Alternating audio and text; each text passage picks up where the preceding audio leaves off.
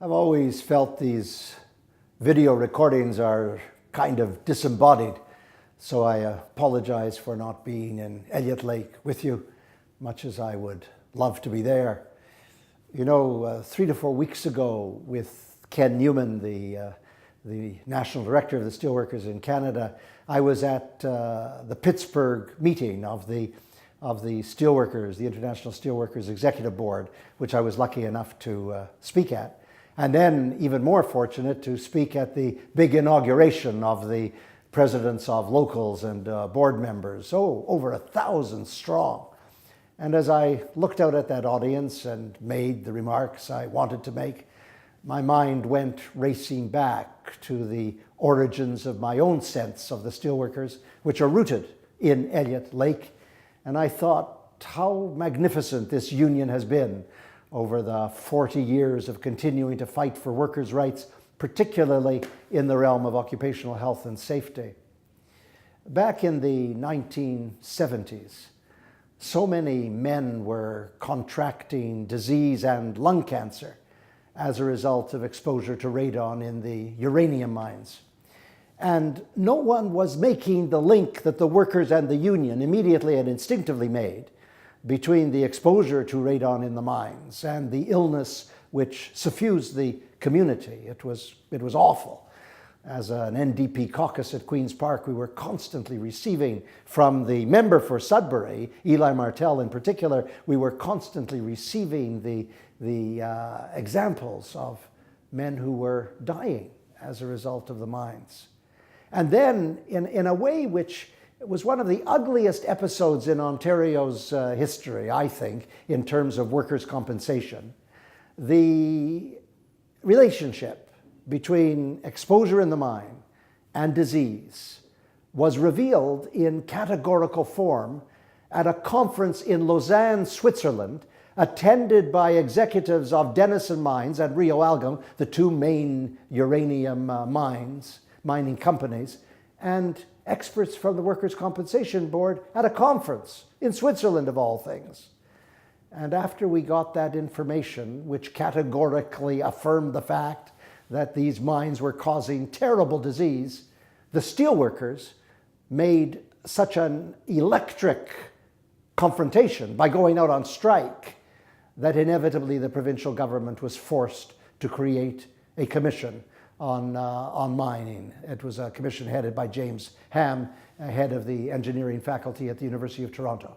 And it was at that moment in time that a researcher in the NDP caucus, a wonderful woman named Linda Jolly, who died just a few months ago at a very premature age in her late 60s, that Linda went to the steelworkers' office and went through a monumental number of documents, document by document, showing how exposure in the mines was far and away above the permissible levels and how there was a direct link between lung cancer and exposure, and how I remember the name of Gus Frobel as one of the people who was first diagnosed with lung cancer and died of it later on, how the steelworkers forced not only the Commission on Mine Safety, but forced the Workers' Compensation Board to compensate workers who emerged from the mines with disease and cancer.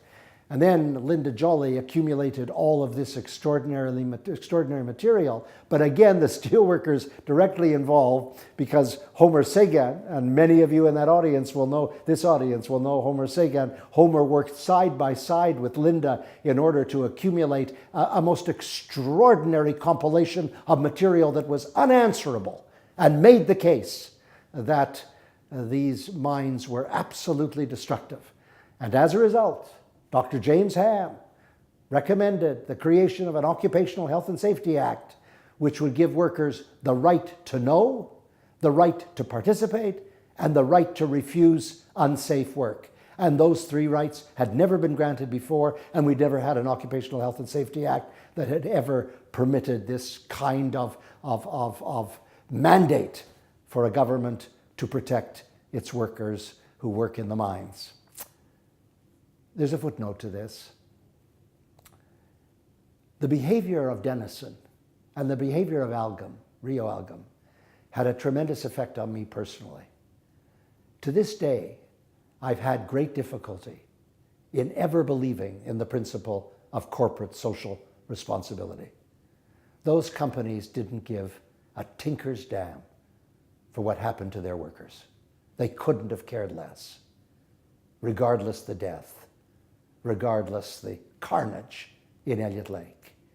That strike 40 years ago exemplified not only the courage and principle of the steelworkers, not only a social union which understood that its workers deserved more than wages and benefits, but deserved life itself, and the steelworkers would fight for it.